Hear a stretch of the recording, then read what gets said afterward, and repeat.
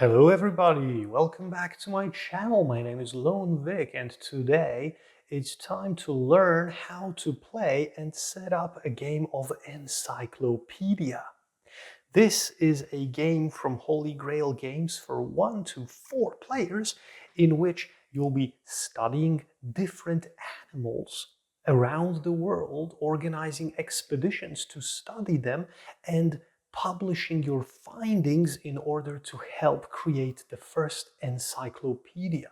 Player who is the most efficient of researchers will obviously win the game. In this video, I'll be talking about a multiplayer, so 2 to 4 player setup for this game, and also I will be explaining the rules of how to play this great game of the history of Encyclopedia. If you would like to support the channel, if you like what I'm doing here, if you find this video helpful, you know where the like button is under the video. You can also hit the subscribe and ring the notification bell to be notified about new videos on my channel. And right now, without any further delay, let's dive into the contents of this box and learn how to set up a game of Encyclopedia. Okay guys, so I've had to place the board horizontally to fit it into the viewport, and the biggest elements are already on the table, so let's dive into the setup right now. So in order to set up a game of Encyclopedia, you need to obviously unfold the central board. Give each player a player board, a game aid extension, which is double-sided. On the one side it has a few mentionings of the rules, and on the other side it has the scoring conditions for the end of the game, and also a character extension which just has an image of a character that can be associated with a respective player color, but it doesn't affect the gameplay at all.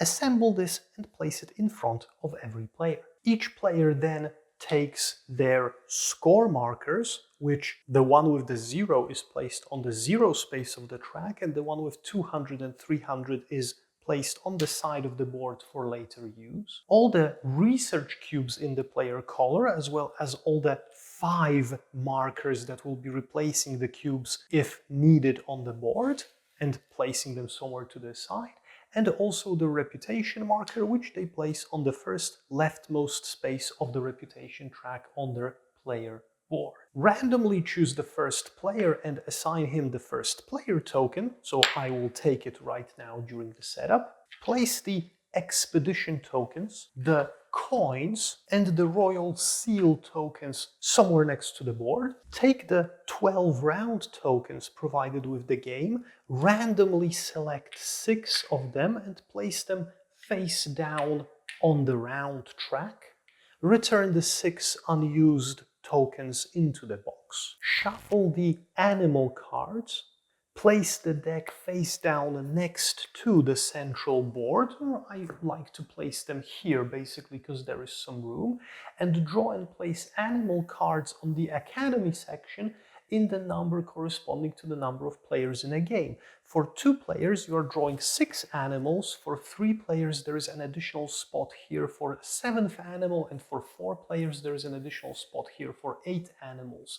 So let's say I will be drawing for a 2-player game, so I will place 6. And I had to unsleeve them because the glare was quite big. Also take the expert cards, give them a good shuffle as well, place them somewhere next to the board, and populate the expert track with 6 experts, and I will be unsleeving these as well. Starting with the last player, each player takes 2 cards from the animal display and places them next to their player board. So if it was my turn right now, as the first player would be the last player in this order, I would, for example, choose this one and this one, and placing them next to my player board. And then after all players have selected their animals for the beginning of the game, you refill the empty spaces. And finally, each player gets some expedition tokens and a number of coins depending on their starting order. The first player gets 2 coins and 1 expedition token.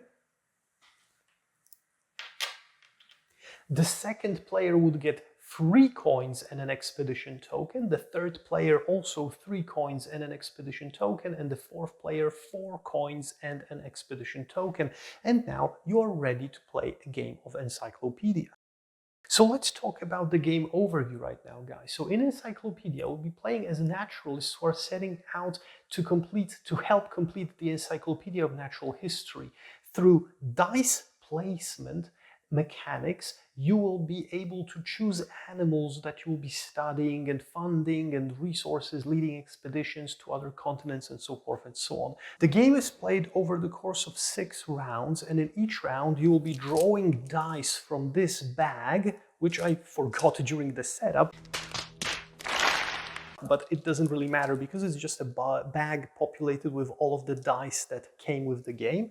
And you'll be placing those dice on one of the 6 spaces on this board, 1, 2, 3, 4, 5, and 6, in order to perform various actions. And at the end of the game, the person who collected the most victory points will win. And that's basically it when it comes to the overview. You've got your player board where you have a reputation track that you'll be traveling along, and once you reach the end of the reputation track, you will go back to the beginning and travel it again.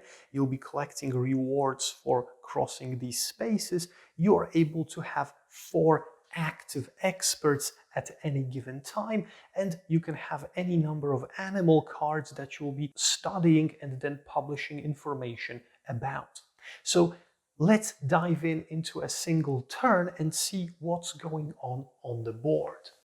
So at the beginning of each round, you will be refilling the experts that are taken in the previous round and also the animals that were taken in the previous round. Once you are taking those, you don't refill them automatically. This happens only in the beginning of the next following round.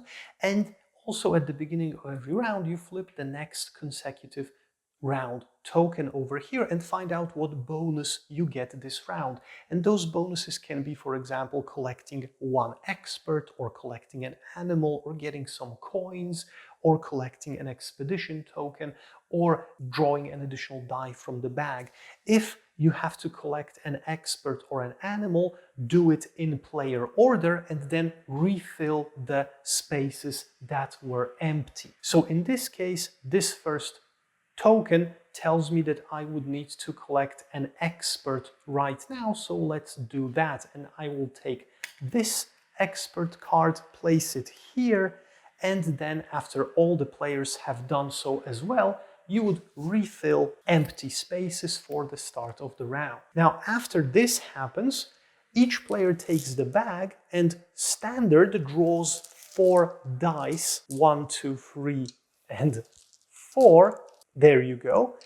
And passes the bag along. This is also happening in player order. After you've drawn those dice, you roll them and place them 1 each on these spots on top of your player board. Now, they don't have to be placed in an increasing or decreasing order. You can place them however you want. You will find out why this can be tactically important later in the explanation. And then we go to the turns of the game. So basically, after drawing and placing the dice here, the game will last, the round will last until all of the players have no dice left around the table.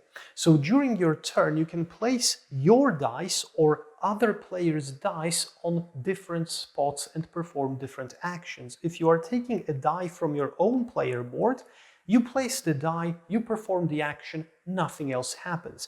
If, however, another player took a die from my player board to perform their action, I would get the reward printed on the place from which the die was taken. So here I would get no rewards. For this die I would get 2 coins. For this die I would get 2 reputation, which would move me here, providing me with an expedition token, for example. And this would give me 3 victory points. So this is how this strategy of placing those dice can be very helpful sometimes. If you know that somebody will benefit greatly from a die, you can place it on a spot that you know will help you for example, gain more coins or reputation and count on those players to get those dice from you. And now let's talk about the actions that you can perform. And some of them will be really, really simple, and some of them will be really, really complicated. So we'll be talking about those slowly, but they are organized on this board so that they get more complicated as we go down the board over here. So let's start with the simple ones. So this first action over here is called the embassy action. And here, it doesn't matter what color of a die you place, only the number or the value of the die counts. If the die value is 1, you will get 1 expedition token. If the value of the die is 2 or 4, you will get 2 expedition tokens. 5 or 6 gives you 3 expedition tokens. And that's it. The second space is the bank. The first player placing a die on the bank will get the first player marker and will be the first player starting from the next round. No matter what value of a die and no matter what color of a die you place over there, you get 5 coins for visiting the bank, and that's it. But only one player can claim the first player token, so this is like a space that's reserved for that. Next we have the university, where you'll be hiring experts. And now, if you go here, you can go here with any die and collect an expert from the board, and place it here on your player board. But if the color of the die matches the color of the expert that you are collecting, you also get 1 expedition token. Like, for example, I did right now. And remember that you don't refresh the empty spaces until a new round begins. Now let's talk about the experts for a moment then. The experts can have 3 different types of actions. If an expert has this infinity symbol over here, that means that the effect of this expert will be working for you as long as the expert is face up on your player board and visible. And those effects are very well described in the rulebook. I won't be going through them one by one. If an expert has a bell icon on it, that means that this expert will score you points at the end of the game as long as it is visible on your player board. And sometimes the experts will have a lightning symbol over here, like for example this guy. That means that when you collect this expert from the board, you trigger this action instantly. This allows me to collect 1 animal from the board over here, and you place this expert face down on an empty space on your board or somewhere under any other expert. And that's basically it for the university action. The next space is the academy. And in the academy, when you place a die, you have to place a die of the same color as the animal that you want to add to your collection. And the value of the die will also correspond to the amount of reputation you will additionally collect. So 1 or 2 value die gives you 1 reputation, 3 or 4 gives you 2 reputation, 5 and 6 give you 3 reputation. And as you can see, I have no dice of any of those colors, so I wouldn't be able to collect an animal right now. So I would be able to take a die from any other player, thus possibly giving them a bonus from the space I will be taking it from. But now it's a good time to talk about these expedition tokens and the coins and what they can do. So during the game, you will spend coins in order to increase the amount on the die. So for example, this die of 1 could be placed here, and I could spend 1 coin to increase this value to 2, and I could spend another coin to increase its value to 3. So hypothetically, after spending those 2 coins, this would be a 3 die instead of a 1 die. And then I can take an expedition token to change the color of the die to any die. So for example, right now I'm spending 1 expedition token and I'm changing the color of this die to purple, and I'm collecting this animal. And remember that those animals, similarly to the experts, do not refresh until a new round begins. And since this was a value-free die, I would get 2 reputation, which gives me 1 reputation marker. Because I didn't use this action to move the reputation first. This was just a hypothetical. So this is it. This is the action of the academy. So now on to the expedition action. The expedition action has 5 colors for 5 different continents, which correspond to the colors of the animal cards and also to the colors of the expert cards, but that's not important for this action. When you want to take an expedition action, you need to place a die of the same color as the continent onto the first empty space from the left in order to perform an expedition. So I would like definitely to take up an expedition here to Asia, which is a purple continent, because I've got 3 purple cards over here, but I don't have any purple dice. So remember, I can spend 1 expedition token to change the color of my yellow die into a purple one.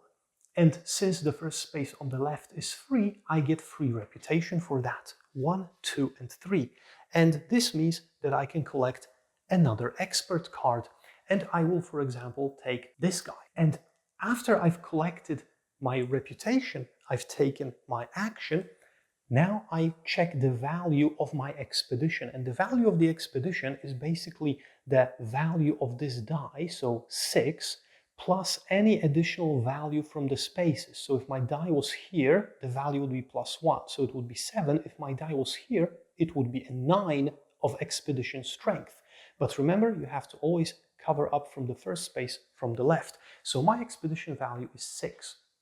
You can additionally increase expedition value by spending these expedition tokens. Usually, they only can change the color of the die anywhere on the board, but here they can be also spent to increase the value of expedition by 2. So right now I'm spending a token and the value of my expedition is 8. And now, if I had a seal token as well, then I could use a seal token in a few different ways. A seal token can be spent to give you 5 coins instantly, but it can also be spent to change the color of a die and to add 5 to its value wherever it is. So if I had a seal token right now, I could also add this 5 without changing the color right now, because I've already did it, to increase it to 8 plus 5, 13.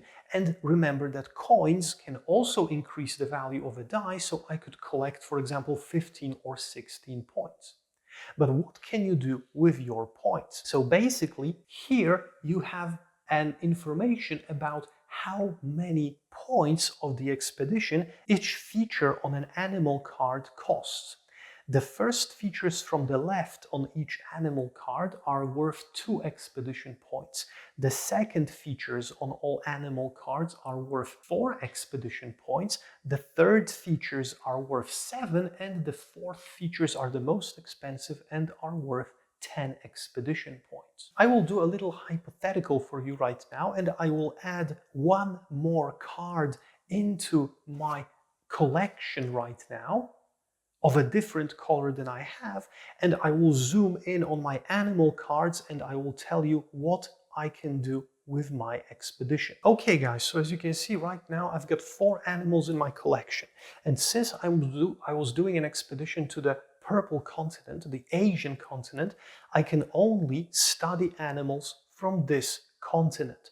And remember that the expedition value of my die was 8 because I had a 6 die placed, and I spent 1 expedition token to increase its value by 2, so that gave me 8 in total. So for 8, I would be able to identify any of these 3 animals' features up until the value of 8. So for example, I can spend 4 to identify that this animal is an herbivore, and I will get 1 victory point for covering this space. So I would move on the victory track over here by 1, and that is 4 points for the second level trait of an animal. So my expedition was of strength 8 minus 4, that's 4 left, and I could, for example, spend 2 expedition points to cover up those features on these animals, the first ones, which are worth 2 points each, and they don't provide any victory points, as you can see. So within those animals from the same continent, you can select different features to study and identify. As long as you can pay for the cost, they don't have to be identical features on those animals right now, and you collect the victory points as seen over here. And then in a next round, if I, for example, did an expedition to the blue continent, which is the European continent, I could again calculate the value of my die and spend those points to identify a feature or features on this blue card. So let's say that on the next round, I had only a die with a value of 1, but I could change its color using an expedition token, and I would place it over here. And this would give me free reputation, 1, 2, 3, which provides me with 3 coins.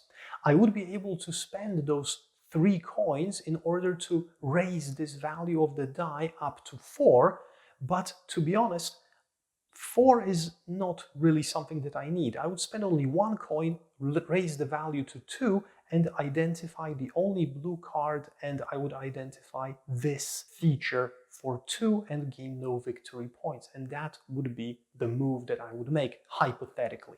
Okay, let's zoom back right now, and I will leave these because I will need this for the example for my next last action explanation.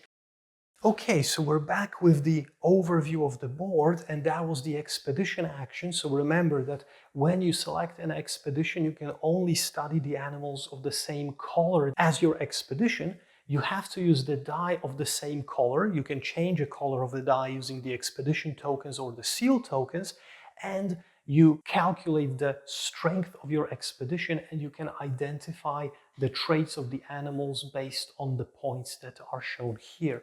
And the last action, the most complicated one, is this, which is the publication action. And if you want to make a publication action, what you need to do is you need to assign a die to one of the animals in your collection that will be called your reference animal. And the die has to be of the same color as the reference animal, and you also can change the color of a die using a token.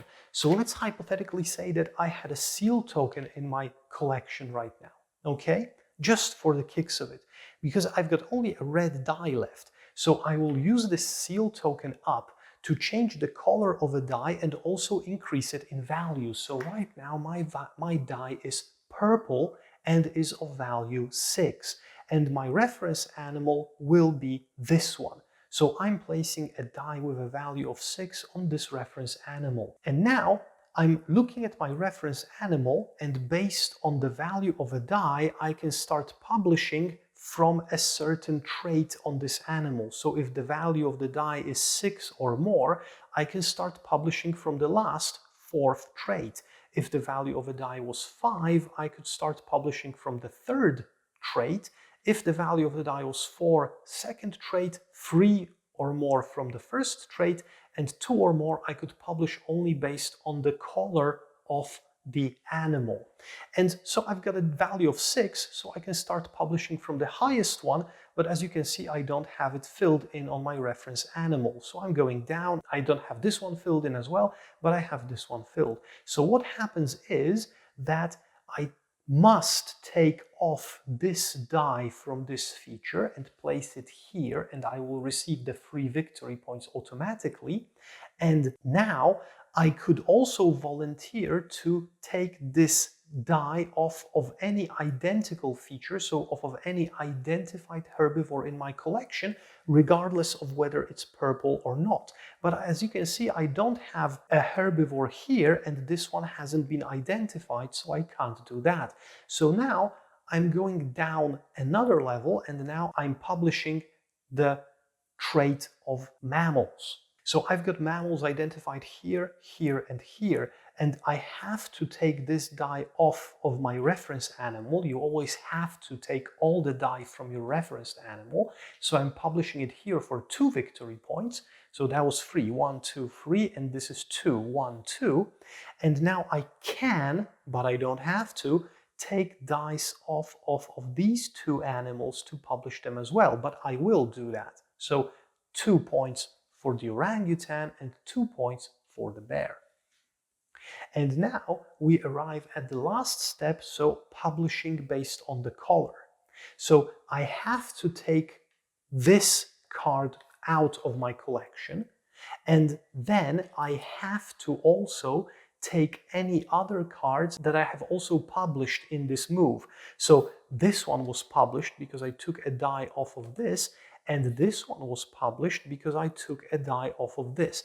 I didn't take any die off of this card, so this one stays here.